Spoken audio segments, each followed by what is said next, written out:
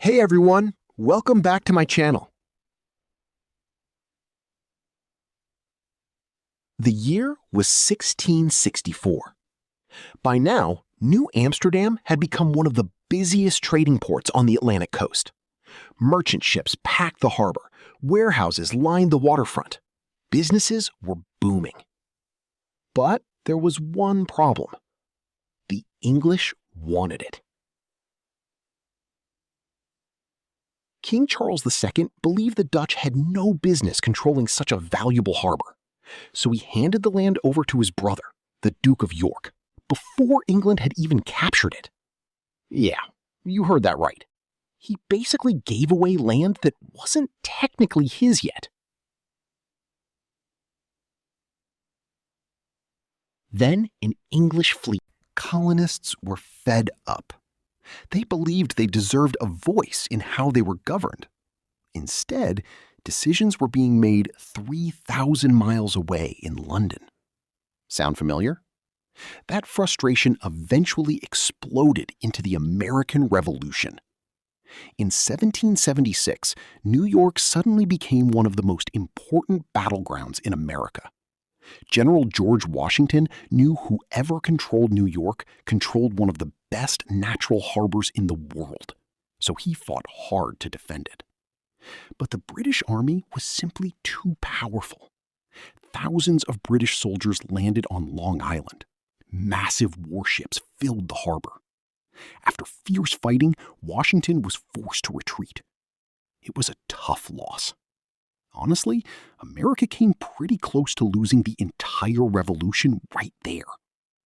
For 7 long years, New York stayed under British control. Red-coated soldiers marched through the streets. British flags flew above government buildings. Life carried on, but everyone knew the city sat at the center of a massive conflict. Then, tragedy struck. Later in 1776, a devastating fire ripped through New York. Flames spread from building to building, fueled by strong winds and tightly packed wooden homes. By sunrise, nearly a quarter of the city had been destroyed. No one knows for certain how the fire started. Some blamed American rebels. Others blamed British soldiers.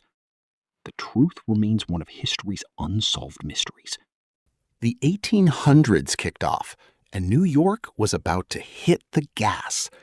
The young United States was growing fast, and New York was right at the center of it all. More ships, more businesses, more people, more opportunities. If you wanted to make it big in America, chances are you'd end up in New York. But there was one huge problem. Moving goods across the country was painfully slow. A trip from the Atlantic coast to the Great Lakes could take weeks, sometimes even months. That changed forever in 1825. After 8 long years of construction, the Erie Canal officially opened. Stretching over 360 miles, it connected the Hudson River to Lake Erie, creating a direct water route deep into the American interior. And man, it completely changed the game. Suddenly, just a suitcase, a few coins, and a dream. Soon afterward came millions more. Germans escaping political unrest, Italians searching for work, Jewish families fleeing persecution. People from nearly every corner of Europe began pouring into the city. New York became known as America's front door.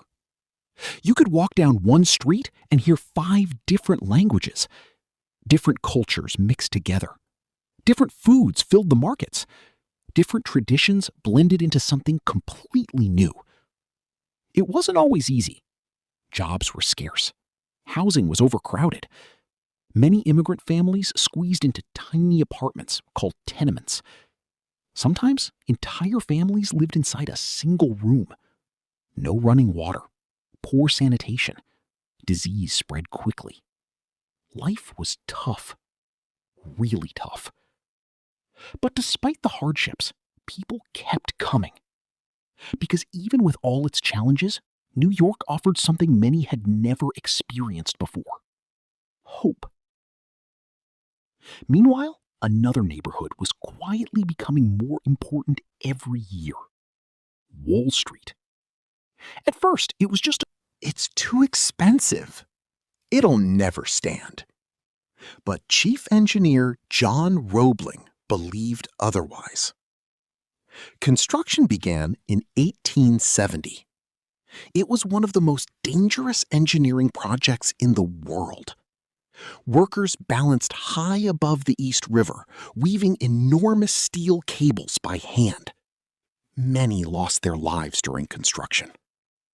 Others suffered from what doctors later identified as decompression sickness while working underwater inside giant wooden caissons.